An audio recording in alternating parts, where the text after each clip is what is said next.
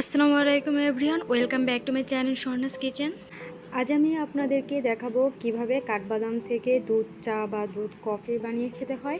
আমরা যারা ডায়েটে আছি তারা কিন্তু গরুর দুধ খেতে পারি না, গরুর দুধ দিয়ে দুধ কফি বা দুধ চা কোনোটাই খেতে পারি না।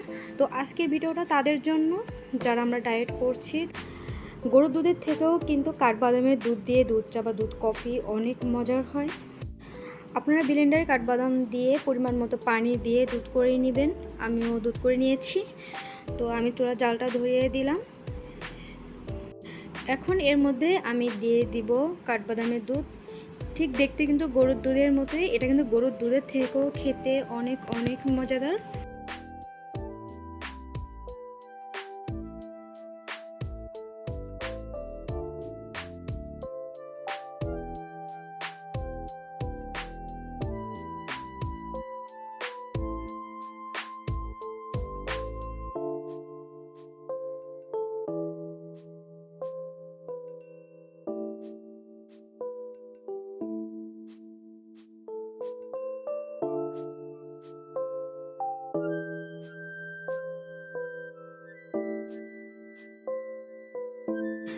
আমি দুধটা অনেকক্ষণ জাল করে নিয়েছি।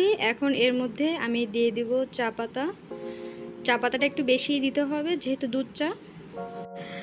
আর আমরা কিন্তু জানি যারা ডায়েট করছি যে আমাদের একদমই চিনি খাওয়া যাবে না। তো আমি কিন্তু এখানে একদমই চিনি দেইনি। আর যেহেতু কাঠবাদাম কিন্তু একটু মিষ্টি টাইপের হয়, তো দুধটাও একটু মিষ্টি হয়েছে। দুধ চার মধ্যে অনেকেই এলাচি বা গরম মশলার ছেঁটা অনেক পছন্দ করে থাকেন। যারা পছন্দ করে থাকেন তারা দিয়ে নেবেন। আমার কাছে এটা ভালো লাগে না, তাই আমি এটা দেইনি।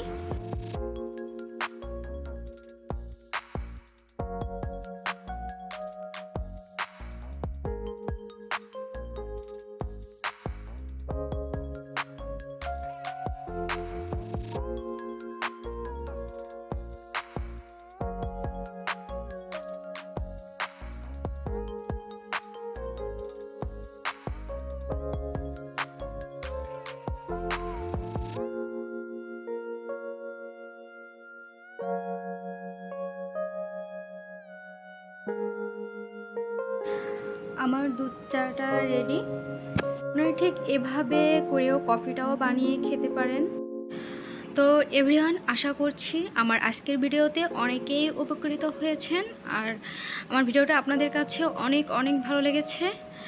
তো যাদের কাছে আমার ভিডিওটা ভালো লেগেছে তাদেরকে অনুরোধ করব এখনই একটি লাইক দেওয়ার।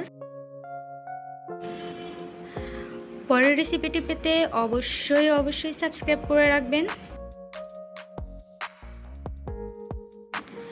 সবাই সুস্থ থাকবেন, ভালো থাকবেন। এখনের মতো বিদায় নিচ্ছি।